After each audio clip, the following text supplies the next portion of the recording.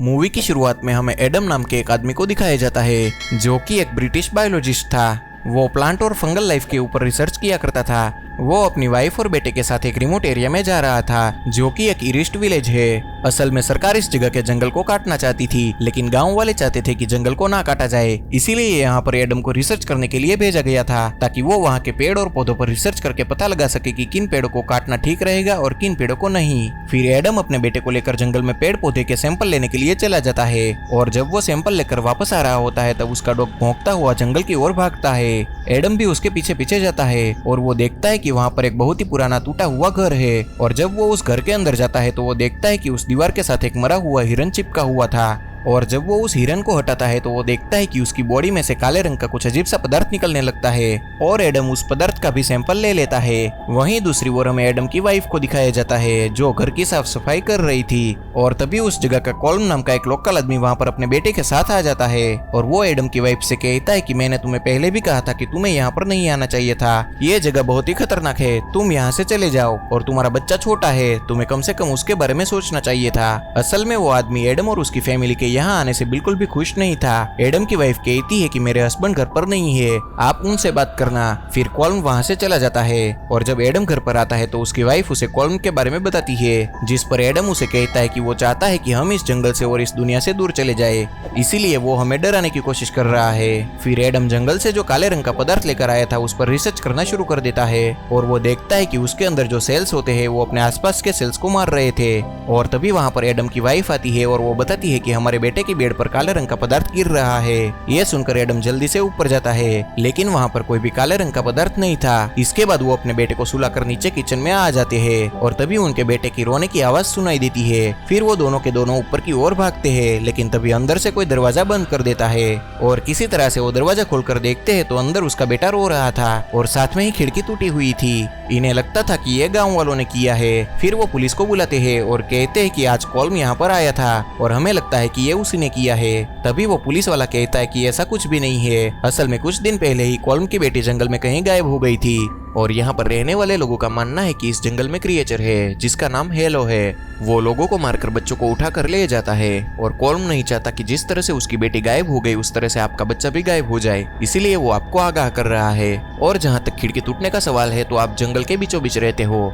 इसीलिए कोई पक्षी आकर आपकी खिड़की से टकरा गया होगा जिस वजह से खिड़की टूट गई होगी। आपको डरने की कोई जरूरत नहीं है। और ये कहकर वो पुलिस वाला वहाँ से चला जाता है, लेकिन अभी भी एडम को कॉल्म पर ही शक था कि ये सब कुछ वही कर रहा है, इसीलिए बाहर आकर वो टूटी हुई खिड़की की फोटो खींचता है। और तभी उसे एहसास होता है कि उसके पीछे अंधेरे में कोई है और वो उसकी भी फोटो खींचता है। और जब फोटो का फ्लैश चमकता है तो वहाँ पर अजीब सा साया बैठा हुआ था और उसका डॉग भी उस तरफ देखकर भौंकने लगता है। और उसके अगले ही पल में डॉग स्टोर की तरफ देखकर भौंकने लगता है। फिर एडम स्टोर के अंदर जाकर चेक करने लगता है, लेकिन वहाँ पर कोई भी नहीं था। फिर अगली सुबह एडम अपने बेटे को लेकर मार्केट जाता है ताकि नई खिड़की खरीद सके। और जब वो खिड़की खरीद रहा होता है तब वहाँ का शॉपकीपर उसे कहता है कि खिड़की खरीदने से कुछ नहीं होगा, उसके ऊपर आपको लोहे की ग्रिल लगानी होगी। असल में जब एडम और उसकी वाइफ इस घर में शिफ्ट हुए थे तो यहाँ पर लोहे की ग्रिल लगी हुई थी, लेकिन एडम की वाइफ ने सारी ग्रिल हटा दी। एडम को उस दुकानदार की बात बिल्कुल भी समझ में नहीं आ रही थी, इसीलिए वो खिड़की बनाने का सामान लेकर अपने बेटे के साथ घर की ओर निकल पड़ता है। और रास्ते में ही अचानक उसकी गाड़ी आउट ऑफ कंट्रोल होकर रुक जाती है। और जब वो बोनेट खोलकर चेक करता है तो वो देखता है कि इंजन के ऊपर वही काला पदार्थ लगा हुआ था जो उसे हिरन की बॉडी के अंदर से मिला था। और वो उस पदार्थ को हटाने के लिए डिक्की खोलता है ताकि टूल बॉक्स निकाल सके, लेकिन तभी कोई उसे पीछे से धक्का देकर डिक्की के अंदर बंद कर देता है और गाड़ी में उसका बेटा अकेला था। वहीं दूसरी ओर हमें घर पर एडम की वाइफ को दिखाया जाता है, जहां पर उसे अपने बच्चे के कपड़े के साथ वही काले रंग का पदार्थ मिलता है जो स्केलेटन की तरह दिख रहा था। और उसकी वाइफ को लगता है कि शायद उसका डॉगी ये लेकर आया होगा। तभी वहाँ पर कॉल्म आ जाता है और वो कहता है कि मैंने तुम्हें समझाया था कि तुम्हें यहाँ से चले जाना चाहिए। तभी एडम की वाइफ कहती है कि मेरे हस्बैंड घर आएंगे तब मैं उसे तुम्हारे पास बात करने के लिए भेज दूंगी। फिर कॉल्म यहाँ पर एक किताब रखकर चला जाता है।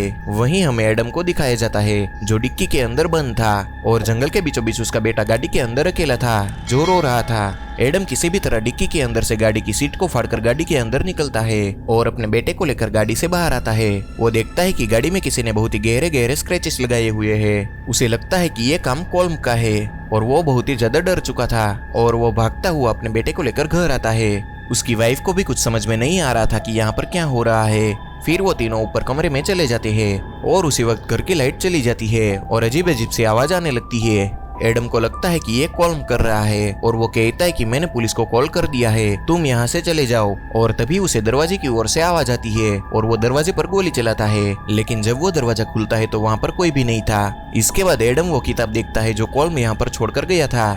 उसमें बहुत सारी सुपर नेचुरल बातें लिखी होती है जो उसे कुछ भी समझ में नहीं आ रही थी। फिर वो अपनी वाइफ से कहता है कि हमें यहाँ से निकलना होगा, हमारी गाड़ी जंगल के बीचों बीच खड़ी है और हमें किसी तरह से वहाँ तक पहुँचना होगा। और जब वो घर से बाहर निकलते हैं तभी उसका डॉग भौंकने लगता है जो कि स्टोर रूम में था।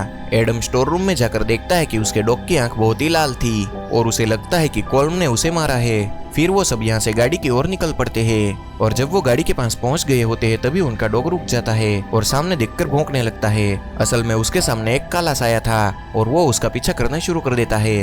कुछ देर तक डॉग के भौंकने की आवाज आती है, लेकिन उसके बाद एडम को डॉग के चीखने की आवाज सुनाई देती है। इससे एडम समझ जाता है कि उसका डॉग मारा गया है। उसकी वाइफ जल्दी से गाड़ी के अंदर बैठ जाती है और एडम गाड़ी का बोनेट खोलकर उसके अंदर से वो काले रंग का पदार्थ निकलने लगता है जो कि और भी ज्यादा बढ़ गया था।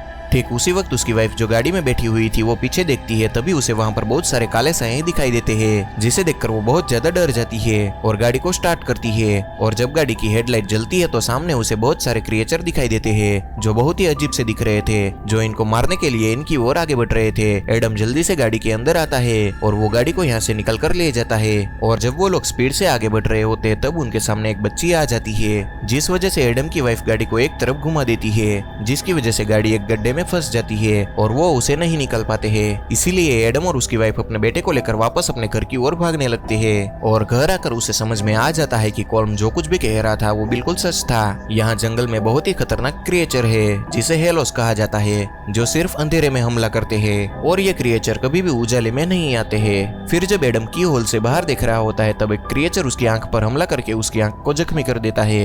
एडम अपनी वाइफ और अपने बेटे को ऊपर छुपा देता है। वो जानता था कि उसे अपने आप को और अपनी फैमिली को सुबह तक बचाना होगा और उजाला होते ही वो सारे के सारे क्रिएचर वहां से चले जाएंगे। इसीलिए वो सोचता है कि वो सबसे पहले जनरेटर ऑन करेगा ताकि लाइट आ जाए और हेलोस घर से दूर चले जाए। फिर वो जनरेटर ऑन करने के लिए जाता है और जब वो जनरेटर को ऑन करने की कोशिश करता है ठीक उसी वक्त एक क्रिएचर का हाथ नीचे से आता है और वो एडम की वाइफ पर हमला करने की कोशिश करता है, लेकिन उससे पहले कि वो उसकी वाइफ की आंख को जख्मी कर देते यहाँ पर जनरेटर ऑन हो जाता है जिससे वहां पर लाइट आ जाती है और सभी हेलोस इस जगह से निकल जाते हैं। एडम की एक आंख इंफेक्टेड होती है इसलिए वो धीरे धीरे खुद भी हेलो में कन्वर्ट हो रहा था। फिर वो अपनी वाइफ और अपने बेटे के पास आता है। वो अपने बेटे को सुरक्षित रखने के लिए अलमीरा के अंदर रख देता है। इसके बाद वो अपनी वाइफ के साथ मिलकर इस घर में जो आयरन रोड खिड़कियों पर पहले से ही लगी हुई थी उसे फिक्स कर देता है ताकि कोई भी हेलो अंदर ना आ पाए। लेकिन एक हेलो पहले से ही घर के अंदर था जो उसके बेटे को उठाकर ऊपर एटिक की ओर ले जाता है। एडम अपने बेटे को बचाने के लिए जब ऊपर एटिक में जाता है तो वो हेलो उस पर अटैक कर देता है जिस वजह से एडम नीचे गिरकर बेहोश हो जाता है। उसके बाद एडम की वाइफ अपने बेटे को बचाने के लिए जाती है।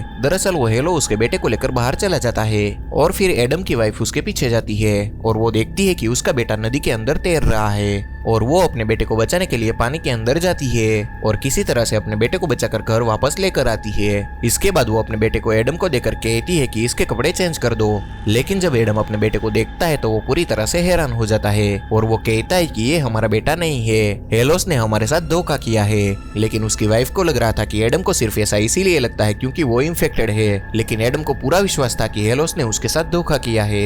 इसीलिए वो एक कील उठाकर बच्चे के सर के सामने रख देता है और वो कहता है कि मुझे अपना असली चेहरा दिखाओ। तभी एडम की वाइफ उस पर हमला कर देती है, लेकिन एडम अपनी वाइफ को धक्का दे देता है और अब वो बच्चा अपने असली रूप में आ जाता है जो कि एक हेलो था। लेकिन इस रूप को सिर्फ और सिर्फ एडम ही देख सकता था। उसकी वाइफ को अभी भी लग रहा था कि एडम इन्फेक्टेड है, इसीलिए उसे ऐसा लग रहा है। इसीलिए वो एडम पर अटैक करके अपने बच्चे को लेकर सीधा कॉल्म के घर पर चली जाती है और वो कॉल्म से हेल्प मांगती है। लेकिन कॉल्म गन लेकर बाहर खड़ा था और वो कहता है कि तुम यहाँ से चली जाओ, क्योंकि उसे लगता है कि इन दोनों में से कोई भी इन्फेक्टेड हो सकता है और ये उन्हें भी इन्फेक्टेड कर सकते हैं। दूसरी ओर हमें एडम को दिखाया जाता है जो इन्फेक्टेड होने की वजह से हेलो में बदलना शुरू हो गया था और अब वो पूरी तरह से एक हेलो बन चुका था। फिर उसे बच्चे के रोने की आवाज आती है।